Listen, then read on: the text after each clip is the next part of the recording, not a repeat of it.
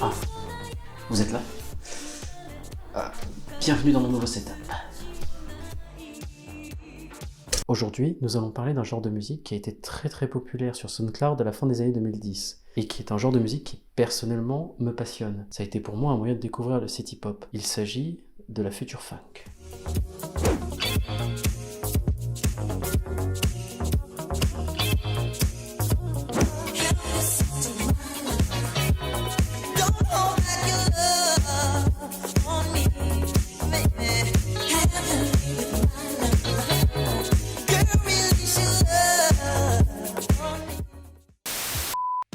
La future funk est issue d'un autre genre de musique qu'on aura l'occasion de traiter qui est la vaporwave.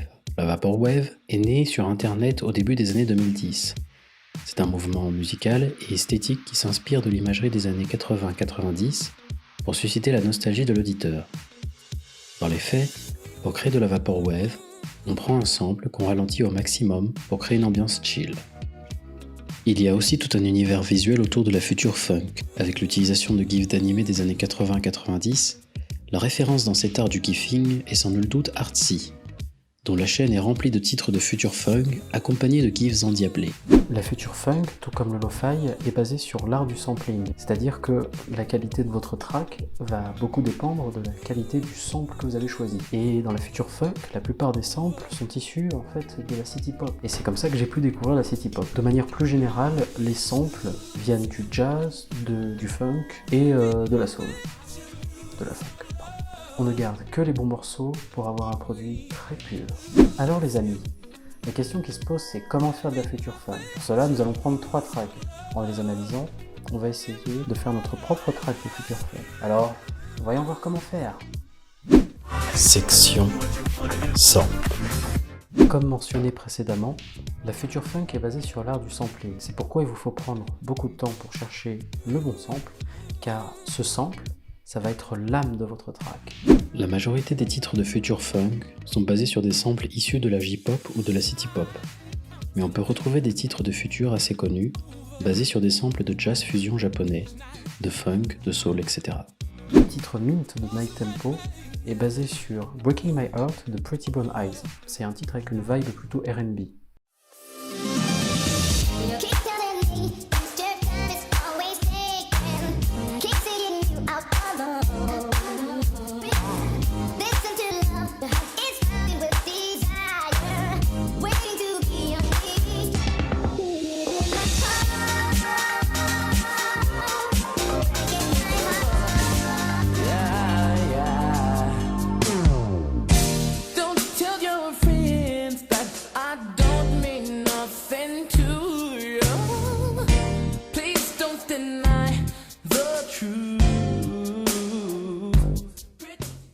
Le titre Selfish High Heels de Yumbae est basé sur le sample de Tresdan de Kaoru Akimoto qui est assez connu en city pop.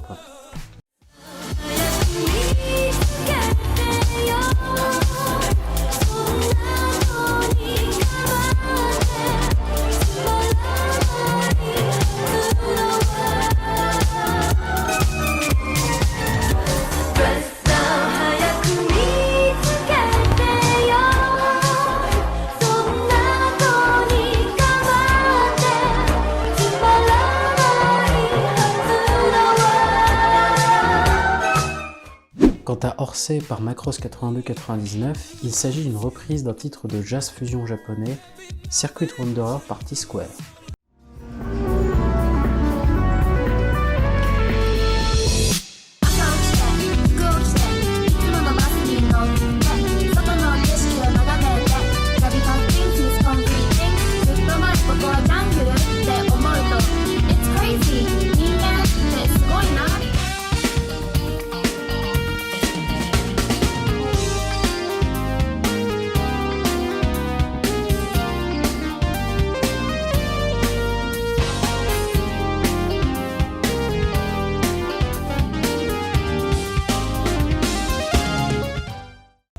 Ce n'est que le début du travail, car il va falloir retravailler ce sample afin de ne sélectionner que les bons morceaux.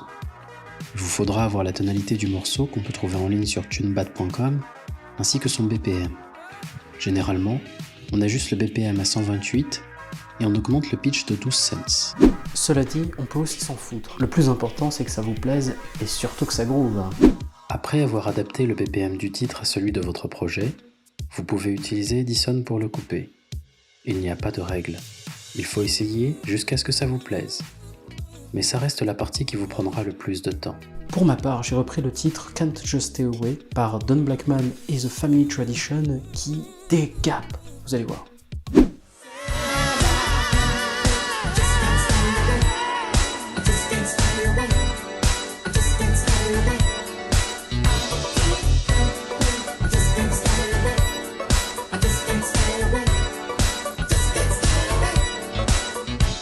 Section rythmique. De manière générale, en Eurodance, disco, house, etc., les patterns de drum n'ont pas besoin d'être complexes, mais il faut qu'ils soient punchy. Il devient alors capital de choisir le bon kick et le bon snare, car ce sont eux qui vont donner du peps à votre track. Le pattern est simplement un kick sur le premier temps et une snare ou bien un clap sur le troisième temps. On peut jouer sur les hi-hats pour faire varier le pattern. Oui, c'est classico-classique, mais on peut faire de très bonnes choses avec des patterns très simples. On peut toujours venir y ajouter un tout petit peu de complexité, mais avec ce simple pattern et un bon choix de kick et de snare, vous allez péter la barre. Écoutons donc l'introduction de Mint et Hersey, où ce pattern est très clairement utilisé.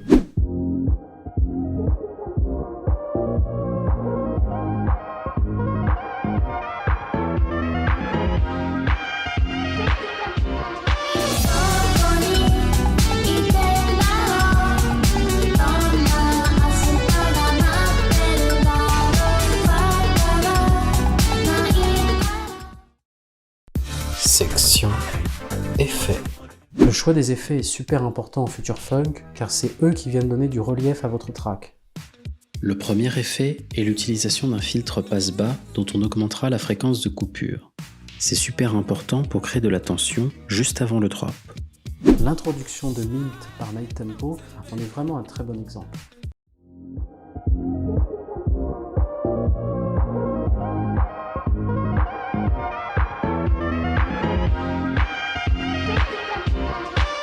Le deuxième effet est bien connu des amateurs de house et de disco. Il s'agit du sidetrack. J'ai pris un certain temps à comprendre comment faire fonctionner le sidetrack, mais quand j'ai su comment le faire fonctionner, j'ai compris la puissance du truc. Cet effet permet de faire baisser le niveau du sample lorsqu'il y a le kick qui tape et ça rajoute un peps de fou au titre. Cet effet est super commun en Future Funk. Il y a un dernier effet qui est aussi pas mal utilisé. Il s'agit du dB stop et de la grosse beat. Certains se sentiront très certainement d'humeur blagueuse, ainsi j'utiliserai le terme GP. Le dB stop est finalement une version allégée de l'AGB. Il est gratuit et il va juste venir arrêter le sample et faire varier la vitesse à laquelle il s'arrête. Ça donne un petit côté vinyl scratching qui est pas dégueu. C'est extrêmement gênant. L'AGB permet de faire la même chose mais de manière plus générale, elle permet de jouer sur le temps et le pitch de la track et le faire bouger dans le temps. Je trouvais pas mal de patterns super intéressants dans les presets de FL, mais je ne suis pas complètement au point sur l'outil. Mais ça a l'air d'être de la bombe. On peut aussi mentionner l'utilisation de FX qui vont venir aider à créer la tension au moment du drop. Aesthétique. Un dernier point que je voudrais souligner, c'est tout l'univers visuel qu'il y a autour de la Future Funk, et c'est clairement pourquoi c'est un de mes genres de musique préférés. Je ne suis pas un fanatique d'animé, mais étant né dans les années 90, ceci faisait partie des dessins animés qu'on pouvait regarder à cette époque. Et c'est pourquoi beaucoup de personnes sont nostalgiques en écoutant de la Future Funk, ou même de la Vaporwave, Synthwave ou autre. Nous ne sommes pas nostalgiques des années 80 et 90, mais plutôt de tout son univers visuel qui a imprégné notre enfance. C'est la même chose pour la City Pop. Les compositeurs de musique de jeux vidéo des années 90, tels que Mario et Zelda, ont été influencés par la City Pop et indirectement, elle peut nous sembler familière alors que nous n'étions même pas nés à cette époque. Mon ami japonais Masa City Pop a fait une vidéo excellente sur le sujet, je vous la recommande chaudement, et nous aurons l'occasion de reparler de la nostalgie en musique plus tard sur cette chaîne.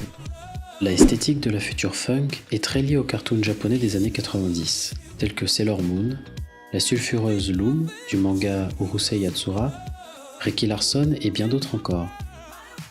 L'univers visuel de la Future Funk a beaucoup contribué à sa popularité. Après toutes ces considérations, je vous propose d'écouter notre petite track. Posez-vous, parce que ça va groover.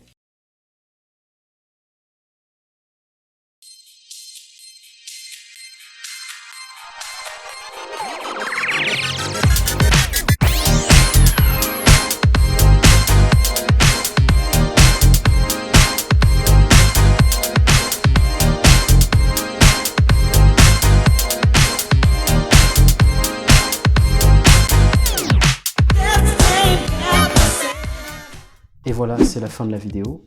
J'espère qu'elle vous a plu. Ça faisait un certain temps que je voulais vous partager ma passion pour la future funk. Et comme vous avez pu peut-être le remarquer dans l'esthétique de nos vidéos, on s'inspire énormément de cette esthétique qu'il y a en lo-fi ou en future funk ou dans d'autres genres.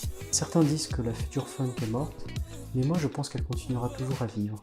Car finalement, elle s'est inspirée de tout l'univers que nous avons connu étant enfant, et finalement c'est dans notre enfance qu'elle continuera à vivre. Je vous invite à me partager vos titres favoris de future funk dans les commentaires, et qui sait, peut-être un jour, on pourra en créer un ensemble.